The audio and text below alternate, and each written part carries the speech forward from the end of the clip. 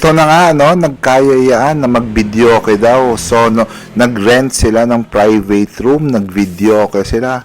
Talagang ayaw magpaawat nila sa pagkanta. Siyempre, talagang naka-ano pa sila, naka-aura.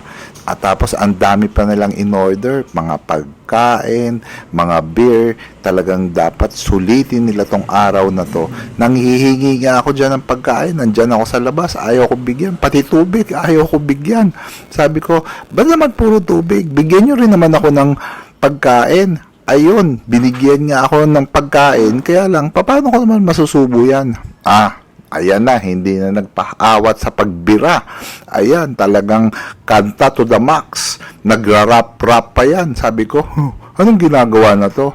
Ito namang tatlo, ayaw rin magpaawat. Talagang upbeat ang mga kanta. Sabi ko, ay Diyos ko, ano ba tong nabasukan ko?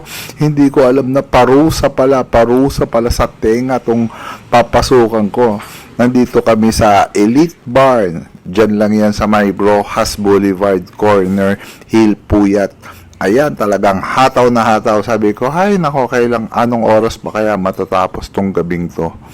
Talagang birit ng birit sa pagkanta. Sabi ko, no, tama na.